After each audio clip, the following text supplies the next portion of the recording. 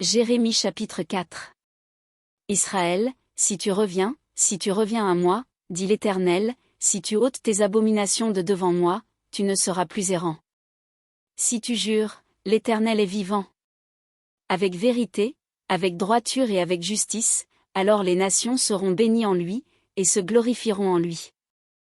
Car ainsi parle l'Éternel aux hommes de Juda et de Jérusalem, défrichez-vous un champ nouveau, et ne semez pas parmi les épines. Circoncisez-vous pour l'Éternel, circoncisez vos cœurs, hommes de Juda et habitants de Jérusalem, de peur que ma colère n'éclate comme un feu, et ne s'enflamme, sans qu'on puisse l'éteindre, à cause de la méchanceté de vos actions. Annoncez en Juda, publiez à Jérusalem, et dites, sonnez de la trompette dans le pays. Criez à pleine voix, et dites, rassemblez-vous, et allons dans les villes fortes. Élevez une bannière vers Sion, fuyez, ne vous arrêtez pas. Car je fais venir du septentrion le malheur et un grand désastre. Le lion s'élance de son taillis, le destructeur des nations est en marche, il a quitté son lieu, pour ravager ton pays, tes villes seront ruinées, il n'y aura plus d'habitants. C'est pourquoi couvrez-vous de sacs, pleurez et gémissez, car la colère ardente de l'Éternel ne se détourne pas de nous. En ce jour-là, dit l'Éternel, le roi et les chefs perdront courage, les sacrificateurs seront étonnés, et les prophètes stupéfaits. Je dis, ah! Seigneur Éternel! Tu as donc trompé ce peuple et Jérusalem, en disant, vous aurez la paix. Et cependant l'épée menace leur vie. En ce temps-là, il sera dit à ce peuple et à Jérusalem, un vent brûlant souffle des lieux élevés du désert sur le chemin de la fille de mon peuple, non pour vanner ni pour nettoyer le grain. C'est un vent impétueux qui vient de là jusqu'à moi. Maintenant, je prononcerai leur sentence. Voici, le destructeur s'avance comme les nuées, ses chars sont comme un tourbillon, ses chevaux sont plus légers que les aigles. Point malheur à nous, car nous sommes détruits. Purifie ton cœur du mal, Jérusalem, afin que tu sois sauvé.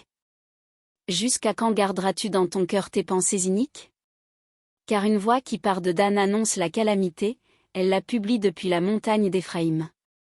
Dites-le aux nations, faites-le connaître à Jérusalem, des assiégeants viennent d'une terre lointaine, ils poussent des cris contre les villes de Juda. Comme ceux qui gardent un champ, ils entourent Jérusalem, car elle s'est révoltée contre moi, dit l'Éternel.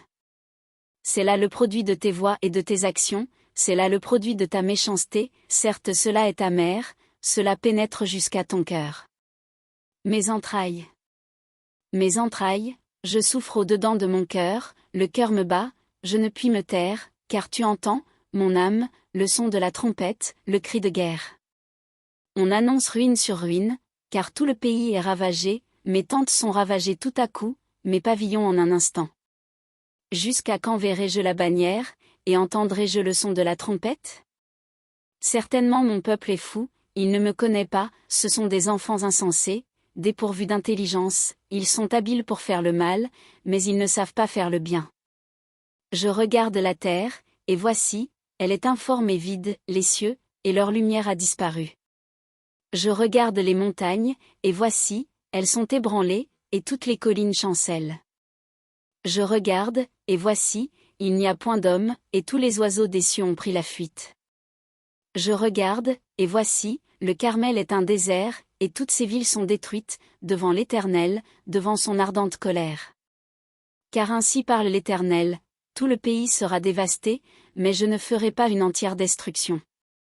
À cause de cela, le pays est en deuil, et les cieux en haut sont obscurcis, car je l'ai dit, je l'ai résolu, et je ne m'en repens pas, je ne me rétracterai pas.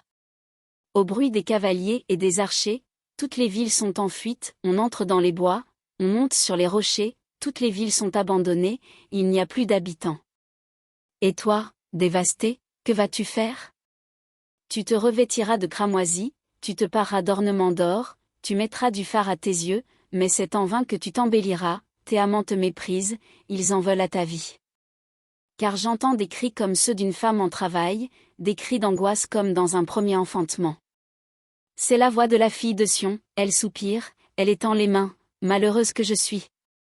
Je succombe sous les meurtriers.